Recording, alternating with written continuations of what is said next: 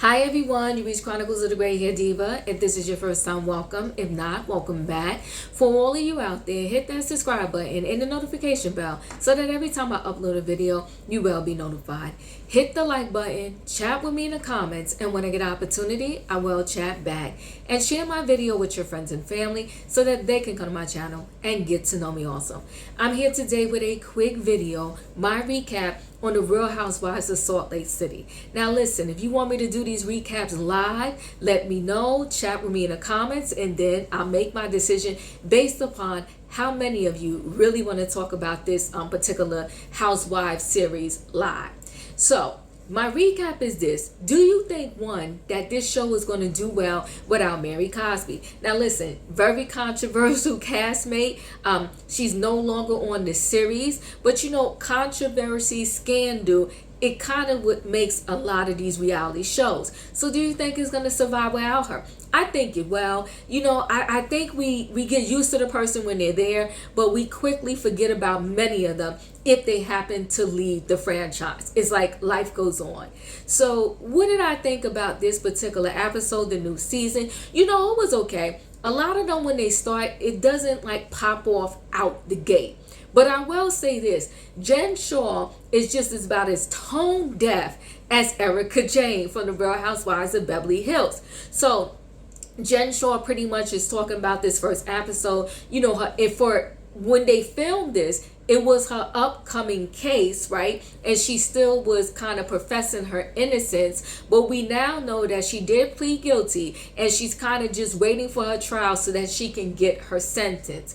But anyway, in this particular episode, she was professing her innocence. They did have to downgrade from one house to a smaller house, and she was complaining about that. She also says that, you know, she knows how to do things on a budget, and this is why I said she's just about as tone deaf as Erica Jane, because she's throwing Coach Sharif, her husband, a 51st birthday party, okay? And the theme is Harlem Nights. Now listen, cute theme. I love a birthday party and I love a good birthday party. However, when you are in the midst of a huge scandal, a scandal where you are accused of, and actually now we know pled guilty to, of scamming the most vulnerable community, the elderly community, and you're sitting there talking about you throwing a birthday party for your husband, you know how to do things on a budget,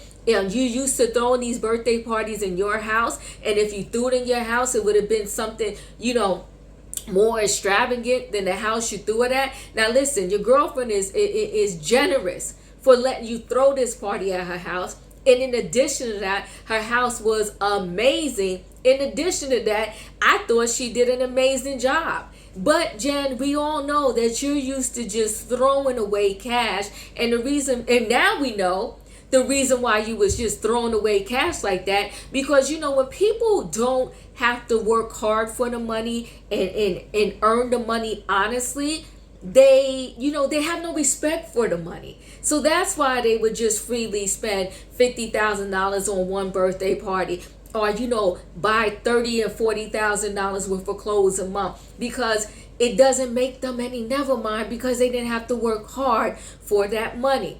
But anyway, she throws this Harlem Nights party for Coach Sharif. The party was amazing. The party was beautiful, but I think the party should have never happened. And on the flip side though, I somewhat get it, right? Because for Jen, being that she, you know, was gonna, at that particular time, she hadn't pled guilty yet that we knew of, right? But I'm guessing in some respect, it's like, I might as well go ahead and have my last bit of fun while I'm free. And before, you know, I go through this case and go through the courts and get sentenced. Why not just have some fun? Why not have some last great moments with my husband and my family before my life just totally explodes and everything as I know it has gone away? She also complained in this episode about, you know, just similar to Erica Jane, about how her lifestyle as she knew it no longer is. Like, she had this huge closet, now she doesn't. She had this huge home, now she doesn't. I just think to myself, could I be that crazy? Could I be that off to just, sit and just kind of spit in people's face, so to speak? You're still in a beautiful home, and at this moment, you're still amongst the free, Jen. It's like, why don't you just shut up, go through your case, I don't know. I just think it's crazy. But anyway, that was Jenn Shah, just flaunting the fact and acting like, woe is me, because she doesn't get to continue to live an extravagant lifestyle. I mean, her and Erica Jane could be sisters. But anyway, that's what Jenn Shah. Now, Lisa Barlow was on an apology tour, okay? And she's on an apology tour, kind of rightfully so, right? You had your good friend Meredith, and here was last season, she got caught kind of with the hot mic. The mic was still on, and she just called what was supposed to be a good friend of hers a whore and all kinds of other things, said stuff about her husband. And you know what? Here's the thing. Words hurt, right? Another thing about words, you can't ever take them back. That's why they always tell you, be careful what you say, watch what you say, think before you speak, and never approach someone or respond to an email or a text when you're pissed off. And most certainly, I guess because of all of these reality shows now, they got to add another thing to that concept, is when you just be mindful when you're doing a reality show, when you're mic'd up, shut your mouth. Don't say anything. So Lisa messed up. She's going on this apology tour. She's asking everybody that will listen to her, how can she make amends with Meredith? And, she spoke to, I want to say, Heather, out of all people, okay? Because Lisa was just messy, the way she used to treat Heather.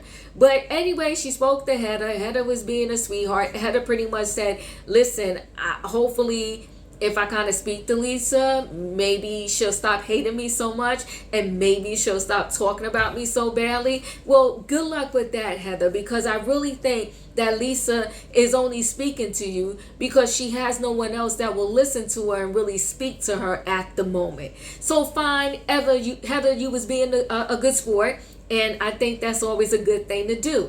So Lisa's on this apology tour. Meredith is not quite ready to accept her apology. And I will say this, how can you recover from calling your friend a whore, saying that her husband is messy? I don't know if there's a recovery from that. But listen, I'm going to keep watching. I'm going to keep watching throughout the season to see if there's some way, somehow, that Meredith and Lisa can recover this friendship. I'm kind of doubting it, because she said some words that just was so harmful and hurtful. But hey, let's hang in there and see what happens, right? So that's Lisa. So Meredith, here's the problem. And this is the problem when you talk about somebody, right? When you talk about somebody, you hurt them so bad, and they know stuff and dirt on you, you risk them running their mouth about your business. And that's kind of where Meredith is. So Meredith was talking to her husband and said, listen, I know things about Lisa. I heard things about Lisa. I heard things about Lisa and her husband. What if I start running my mouth? What if I did exactly what Lisa did to me? What if I give it back to her? Meredith pretty much says she's not ready to even talk to her, let alone accept any apology from her. She felt like, that Lisa truly meant the things that came out of her mouth. And I will say this. I think that what someone says about you in anger, they truly mean it. That's just my thought process. I don't think that all of a sudden you get mad at somebody and all of these things just out of nowhere pop in your head that you want to say about them that's negative. I think it was always there. I think you were always harboring those feelings. And I think that is what happened with Lisa. Even though Lisa is 10 toes down that everything she said about Meredith and her husband, she really didn't mean it. She just said it in a moment of anger. Is not how she truly feels about Meredith. I think that's a bunch of BS. And I'm on Team Meredith's side right now. like I said, once again, we're going to see how this thing goes. Now, with Heather really didn't have much going on this particular episode. She kind of just, was in the mix of everything else that was going on. And let's get to Whitney Rose. Now, this is what I want to say about Whitney Rose. Listen, I think it is so hard to break a tradition that is a family thing, right? And it's so hard to go against anything that your family believes in, because there are so many people that be like, you know what? We can't talk to cousin so-and-so anymore. We're all Christians, and now cousin so-and-so wants to be of this religion. Like, how could they go against our family tradition? So Whitney Rose she talked to, I want to say Heather. She was talking to Heather about how she's just gonna, denounce herself pretty much from the Mormon religion. And she said, it's holding me back. I want to be something different. I want my kids to be something different. I don't want my children to go through what I went through as a result of being a part of this religion. So I'm just removing myself completely. Like, she's been out of it, but she wants to just remove her name, kind of sort of, I guess, like from the books of being in the Mormon church, because she said, even if you're not active and they have your name in, like, as a member, they will still come to you for money. They will still kind of follow you. They will still kind of be all up in your business. So she said, there's an organization online where I could just say, remove myself. I'm going to do it, sign the paperwork, and I'm going to be done. Now, Heather also grew up in the same religion, and she's commending Whitney for being able to do this, but she was like, I could never do that myself because I hurt my family so much already. She thinks if she takes that next step, she will hurt her family even more. And one thing I learned about life, after being on this earth for a long time now, is that no matter what the situation is, you got to do the right thing for self. Only one person can live your life, and that is you. And no matter who else you may hurt or offend or piss off by living your best life, listen, let them be pissed off. Let them be mad. And unfortunately, sometimes, even if it's your own blood relatives, if they're pissed off about what you're doing, you got to let them get pissed off. Why? Because they can't live your life. They don't know. They can't make you happy. They can't bring your joy. Your joy, your happiness has to come from within. So on that note, I commend Whitney Rose. I'm happy for her. I hope this proves, to give her some type of release, and that, her family and the rest of her life, she can just, blossom as a result of not being locked down into something she felt was holding her back, right? So overall, I thought it was a pretty good episode. Nothing monumental happened or that I sat there and was like, oh my God, wow. I'm curious to see how this whole season ends with Jenn Shah. I'm also curious to find out, when she will actually be going for sentencing. God bless her. And I said to myself, like, why would she even do this season? But hey, why not get the last bit of money that you can get? And she said most of her money is going towards the lawyer fees. And in this episode, which was so ironic, she pretty much said, all the other defendants in the case had already pled guilty, but she was holding out. But we all know now that her holdout didn't last that long. She pled guilty also. Although, I always, I always take the side of the victims. I was trying to find the right wording to use, right? I do always take the side of the victims, and she harmed a lot of people with this scam, okay? Her and her co-defendants, and, they harmed a lot of people with this scam.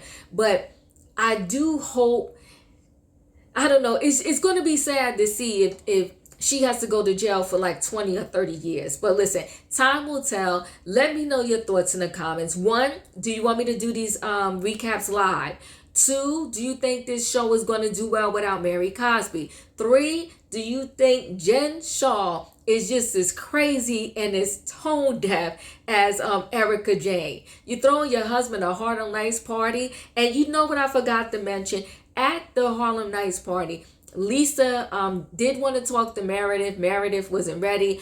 She talked to Meredith's husband, and he pretty much was like, I ain't ready to accept your apology either. So he listened to her.